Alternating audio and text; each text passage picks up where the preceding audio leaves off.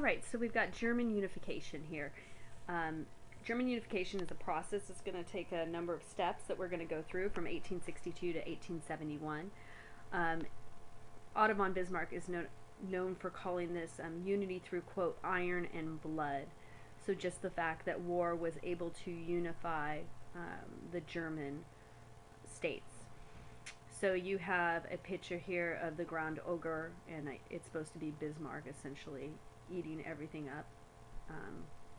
And then you have the three emperors being controlled by Otto von Bismarck in the back.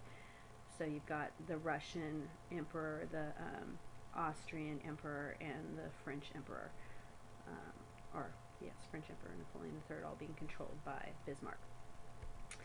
So background, a little bit. Congress of Vienna, 1815, ends Napoleon's essential control over almost all of Europe and puts conservatives back on the throne. It is kind of overseen by Metternich and the Austrian Empire, and it sets up something called the German Confederation, which is 39 loosely connected states. It's again dominated by the Habsburgs in Austria and the Hohenzollerns in Prussia. So let's look a little bit about Prussia here. William I, he's going to reign from 1861 to 1888.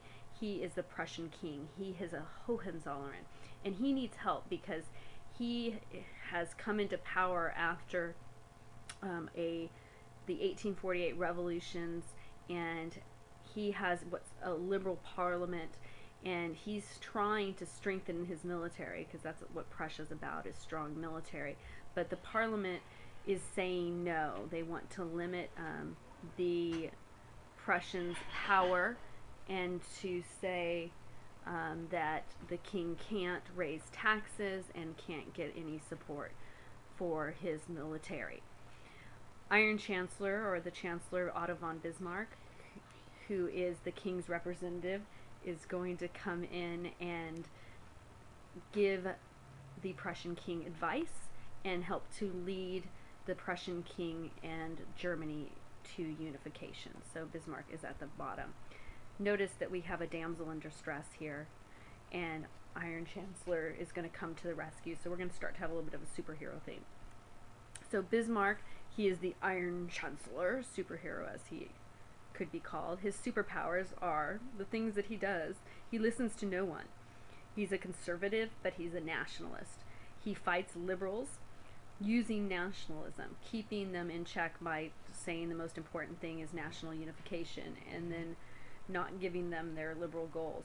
He will be the creator of the German Empire. He believes that spilling a little blood for the good of Germany is okay, and he will use enemies like Austria when necessary, but then will end up turning around and beating them up. So the road to German unification, what is it about? Bismarck is not going to support Parliament. He's going to tell the Prussian king to just go ahead and go around Parliament when he doesn't get what he wants. He says that Germany can only be united through iron and blood, and that there should be no liberal pansies. He becomes Prime Minister of Prussia in 1862. This is Otto von Bismarck again. And he's going to tell William I to use his power and just be a man. He'll build up military, and the rest of Europe is going to have to watch out, because he's going to look for opportunities to use that military to once again control the liberals within the German Confederation, but also to unify Germany. And he's going to get his support through nationalism. So step one is to take on the Danish. So in 1863, step one again to unification of Germany. In 1863, he's going to attempt to take Schleswig-Holstein. And Holstein, no, it's not a cow, it's an area just south of Denmark, which the German Confederation is going to believe should be part of their country. So in 1864, Prussia is going to defeat Denmark with their friend Austria's help. And at the convention at the end of it, in Gestine, they are going to agree that Austria will get Holstein and Prussia will get Schleswig. So again, these territories are broken up, but you notice that Prussia is using Austria to control Denmark. Step two is then for Otto von Bismarck to turn on Austria. So war with Austria will begin in 1866. Prussia is going to have some allies, a couple of them by just not being involved, and then Italy by stepping straight in. So Napoleon III is going to agree not to fight, and that's going to help Germany, because they don't have to worry about fighting on two fronts. Also, you've got Russia that is going to essentially say, hey, we'll support you, we agree with what you want, but we're not going to fight.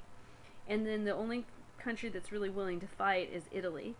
And Victor Emmanuel II, again, there's some portions of Italy that that still need to be unified, and they want to get Austria out. So Cavour and Victor Emmanuel are going to get together with the hopes that they will get Venetia if Austria loses.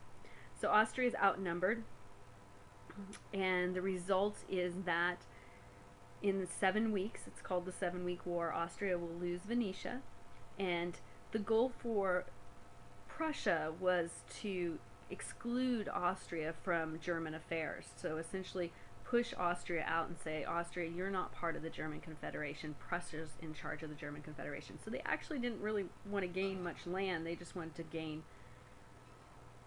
some influence and control. Campbell. Sorry, Campbell was playing guitar. All right, next step. Northern German Confederation is created at this point, and notice on the map that the Empire of Austria is pulled out, and Austria is going to become Austria-Hungary, and they're going to have some issues over there. But notice the Northern German Confederation. You still have some areas that have yet to unify. So Prussia in 1867, as a result of the Austria-Prussian War, is going to take over Hanover, Hesse-Kassel, Nassau, and Frankfurt. You can see some of those on this map, I think. Actually, they're already inside the German Confederation. So what is the setup? It's very similar to what's going on here in the United States. Each state is going to have its own local government, but it's going to be under a federal system, and that federal system will be controlled by Prussia, and the king or the president will be Wilhelm I or William I. And Bismarck is going to be the president's representative, and he will be called Chancellor. There will be a legislature with two houses, the Bundesrat, which will be the federal council, and the Reichstag, which is the lower house, and it's a universal male suffrage. It looks liberal, but essentially remember that the king is not listening, or now called president, is not listening for the most part to the Reichstag. So even though it looks like they got a liberal constitution and universal male suffrage, they actually don't listen to anything they say. Step 3 to the unification process is war with France. So the Iron Chancellor still needs to solidify its borders, and so it's going to look for an opportunity to go to war with France. In fact, Otto von Bismarck is going to make an opportunity by doing some things diplomatically. So there's a concern right now because the Iron Chancellor is trying really to control France by getting a Hohenzollern on the Spanish throne so that France will be surrounded. And that's where it says here Spanish succession is a problem for France. So there's been a Hohenzollern, that's a Leopold, that's been suggested to take over the Spanish throne, and France of course does not want that. So Napoleon, oh I'm sorry, I misspoke. So there's a Wilhelm I's cousin, who is a Leopold, was asked to be king of Spain, and France didn't want that. Napoleon is going to be surrounded if this occurs. So Napoleon's very concerned about this. Essentially, the cousin of Wilhelm I decides not to go ahead and take the Spanish throne, so not to upset France. However, that was not what Otto von Bismarck wanted.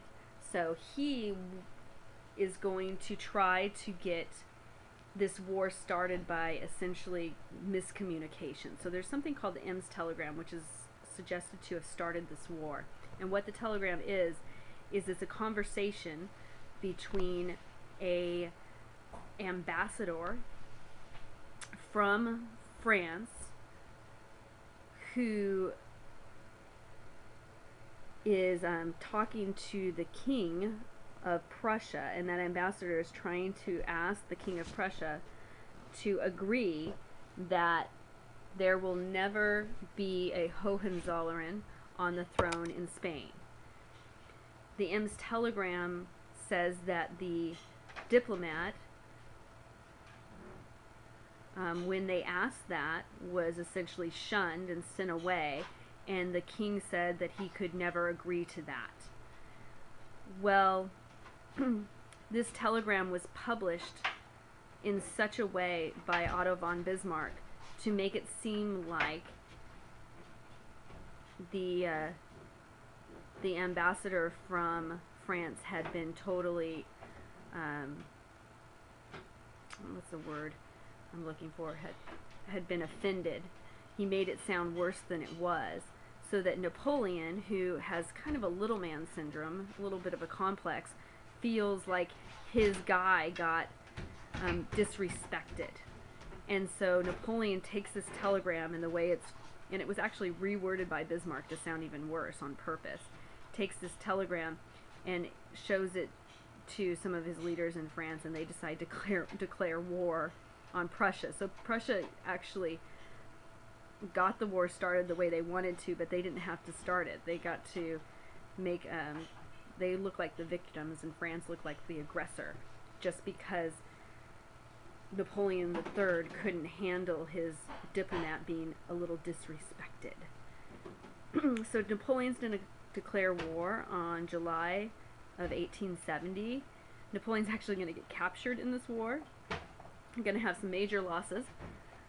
The war is over pretty quickly, and the consequences for France are that the German Empire is officially proclaimed at this point, and Germany is going to get this place called Alsace-Lorraine.